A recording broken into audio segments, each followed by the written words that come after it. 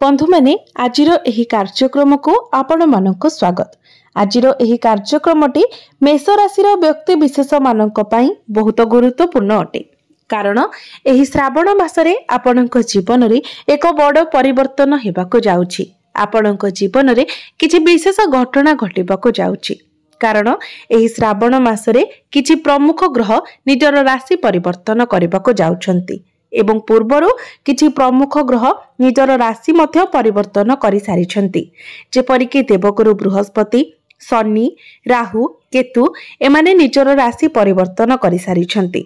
यह व्यतीत 13 जुलाई को शनिदेव वक्री मध्य होइजिबे एवं 16 जुलाई को सूर्य निजर राशि परिवर्तन करिवे, 26 जुलाई को शुक्र राशि परिवर्तन करिवे एवं 29 जुलाई को मंगल निजर राशि परिवर्तन करिवे। मंगल हेउछन्ति आपणकर राशिर अधिपति तो पूर्वरु मंगल आपणकर पंचम भावरे विराजमान थिले एवं 29 जुलाई को मंगल आपणकर षष्ठ भाव को चलन करिवे। तो एहार प्रभाव रे आपणक जीवन रे केउ सबु बड़ घटना गुड़िक घटिबो, केउ सबु परिवर्तन गुड़िक घटिबो से विषय जानिबा पई आपण भिडियोटी को स्किप न करी शेष पर्यंत निश्चय देखंतु। तेबे बंधु माने आसंतु आरंभ करिबा आजिरो एही कार्यक्रम को जहाँ आपणकर जन्म राशि तथा चंद्र राशि उपरे आधारित अटे। तेबे भिडियोटी रे आग को बढ़ेबा पूर्वरु आपण माने भिडियोटी को लाइक करी चैनल टी को सब्सक्राइब करि दियंतु एवं कमेंट बॉक्स रे भक्ति एवं श्रद्धार सहित हर हर महादेव निश्चय लिखंतु। तेबे बंधु माने आपणक राशिर अधिपति मंगल वर्तमान आपणकर पंचम भावरे अछंती। 29 जुलाई को मंगल आपणकर षष्ठ भाव को गोचर करिवे। षष्ठ भावटी होइथाय रोग, ऋण एवं शत्रुर भाव।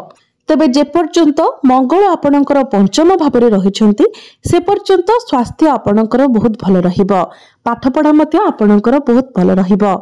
किंतु मंगल जेतेबेले आपणकर षष्ठ भाव को चली आसीबे सेतेबेले आपणक स्वास्थ्य रे किछिटा समस्या देखा देबो।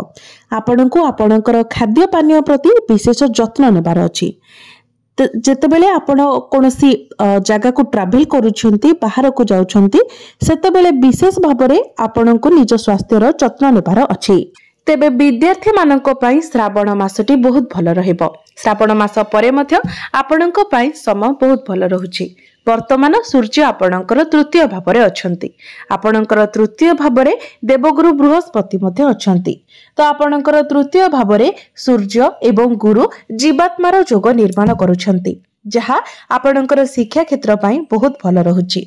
एहा परे सूर्य आपणकर 16 जुलाई को चतुर्थ भाव को चली आसीबे। चतुर्थ भावरे मध्य सूर्यंकर स्थिति बहुत भल रहिबो। तेबे विद्यार्थी मानक पई एही श्रावण मासर समय बहुत भल रहुछि। जदि आपण किछि नुवा एडमिशन नेबा पई चाहुछंती, किछि फॉर्म फिलअप करबा पई चाहुछंती किबा पाठ पढ़ा को नै आपण किछि भी बड़ डिसिजन नेबा पई चाहुछंती तो आपणक पई समय बहुत भल रहिबो। आपणक मध्यरे ज्ञान बढ़िबो, आपणकर मैच्योरिटी लेवल बढ़िबो जहा फल रे पाठ पढ़ारे आपण बहुत उन्नति करिवे। एही समय जदि आपण किछि कॉम्पिटिटिव एग्जाम दियंती, कोनोसी सरकारी परीक्षा दियंती तो सेथिरे निश्चित भाबरे आपणको सफलता मिलिबो। मंगल मध्य जे कि आपणक राशिर अधिपति अटंती से पंचम भावरे विराजमान अछंती जहा फल रे शिक्षा क्षेत्र रे आपणको बहुत अधिक सफलता मिलिबाको जाउछि। किंतु आउ गोटे कथार ध्यान रखिबार अछि जे केतु मध्य आपणकर पंचम भावरे अछंती। केतु आपणकर पंचम भावरे रही किछि परिवर्तन आनि पारन। बंधु माने आपणकर पंचम भावटी आपणकर शिक्षार भाव हेबा सहित पंचम भावटी मध्य होइथाय आपणक प्रेम जीवनर भाव। तो आपणकर प्रेम जीवन मध्य एही श्रावण मासरे बहुत भल रहिबो कारण मंगल आपणकर पंचम भावरे गोचर करूछंती जहा फल रे आपणक मध्यरे भल पाइबा बढ़िबो, अंडरस्टैंडिंग भल रहिबो, आपणक मध्यरे फीलिंग्स मध्य बढ़िबो। किंतु पंचम भावरे केतु मध्य विराजमान अछंती। केतु हेउछंती छाया ग्रह, मुंड विहीन ग्रह। तो से आपणक मध्यरे डिसैटिस्फैक्शन देबे। आपणकर पार्टनर आपणक पई जेते जहा कले मध्य सेथिरे आपण संतुष्ट होई परिबे नाही। तेबे केतु आपणकर पंचम भावरे 1.5 वर्ष पर्यंत रहिबे। से पर्यंत आपणको ए सब कथार विशेष ध्यान रखिबार अछि। आपण किपरि निज भितरे अंडरस्टैंडिंग ठीक रखिबे सेथि प्रति आपणको ही ध्यान देबार अछि। आपण कौनसी तृतीय व्यक्ति को निज भितर आसवाक दिंतु ना कि अन्य कहार कथा शुणी आपणक मध्य डिस्टर्बांस क्रिएट करंतु नाही। छोट छोट कथा गुडी को आपण जेते पारिबे अवॉइड करने चेष्टा करंतु। नचेत मंगल आपणकर पंचम भाव में थिबा कारणरू आपणकर प्रेम जीवन बहुत भल रहिबो। आपणकर वैवाहिक जीवन मध्य एही श्रावण मासरे बहुत भल रहिबो कारण सप्तम भावटी होइथाय वैवाहिक जीवनर भाव। आपणक सप्तम भावर अधिपति हेउचंती शुक्र। शुक्र आपणकर द्वितीय भाव में बहुत भल स्थिति रे विराजमान अछंती। तो वैवाहिक जीवन मध्य आपणकर बहुत भल रहिबो। आपणक जीवन साथी ठारू आपणको कोनोसी गोटे भल उपहार मिली पारे जहा फल रे आपणक मध्य रे खुशी मध्य बढ़ी जिवो। आपणकर फाइनेंशियल ग्रोथ मध्य हेबो।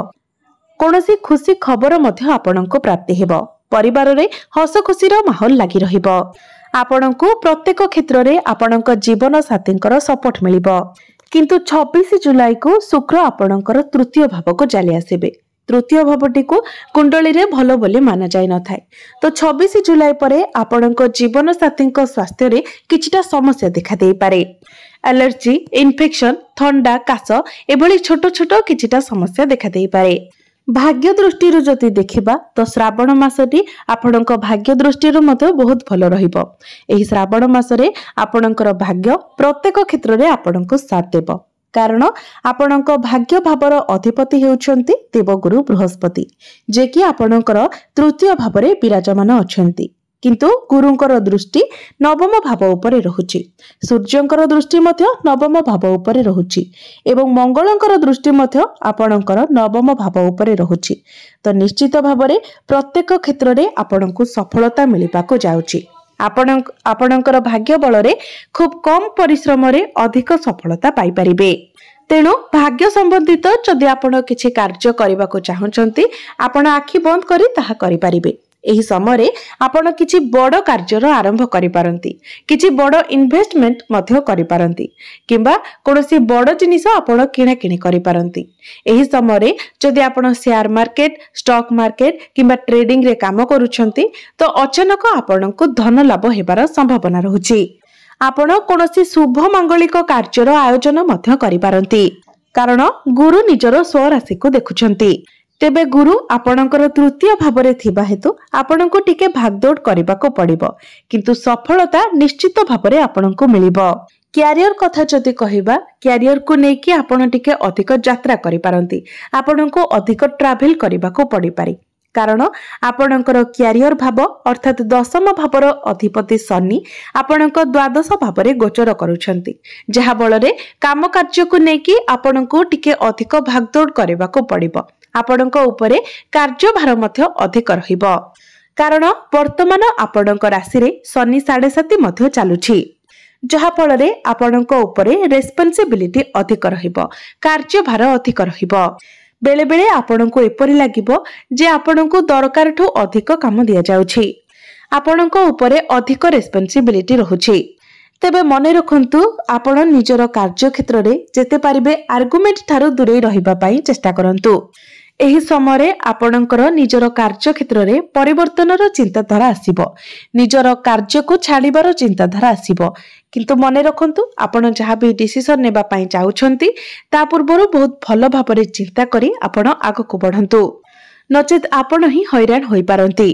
तेबे बंधु माने जो माने बिजनेस करूछंती सेमानंक पई किंतु एही श्रावण मासटी बहुत भल रहिबो कारण आपणक सप्तम भावर अधिपति शुक्र आपणकर द्वितीय भाव में धन स्थान रे विराजमान अछंती। बुध मध्य आपणकर चतुर्थ भाव में बहुत भल स्थिति रे अछंती जहा फल रे बिजनेस रे आपण ग्रो करिवे। आपणकर फाइनेंशियल ग्रोथ हेबो, आपणकर डेली इनकम बढ़िबो, बिजनेस रे आपणकर कस्टमर बढ़िबे एवं बिजनेस रे आपणको बहुत लाभ मध्य प्राप्ति हेबो। बिजनेस को आपण आगको मध्य बढ़ाई पारिबे। तो बिजनेस पाई श्रावण मासटी बहुत भल रहुछि। देखिबाको गले प्रायतः अधिकांश क्षेत्र रे आपणको एही श्रावण मासरे सफलता मिलिबाको जाउछि किंतु जेउ जेउ भाबरे आपणको अशुभत्व मिलुछि से सब को खंडन करिबा पई आपण किछि प्रतिकार करबा उचित। तो बंधु माने सेथि पई प्रत्येक दिन आपण मंगलंकर बीज मंत्र 108 थर जप करंतु। एहा सहित गुरुंकर बीज मंत्र मध्य आपण प्रत्येक दिन 108 थर जप करंतु। प्रत्येक दिन आपण हनुमान चालीसार मध्य पाठ करंतु एवं प्रत्येक दिन आपण उदित सूर्य को तंबा पात्र रे जलार्घ्य अर्पण करंतु। एहा सहित वर्तमान जेहेतु आपणकर शनि 7.5 शनिंकर प्रतिकार स्वरूप आपण प्रत्येक दिन शनिंकर बीज मंत्र 108 थर जप करंतु एवं प्रत्येक दिन कला कुकुर एवं काऊ को किछि खाइबाकू दियंतु। तो बंधु माने आपणकर जीवन मंगलमय हो, एहा ही ईश्वरक निकटरे मोर प्रार्थना। धन्यवाद।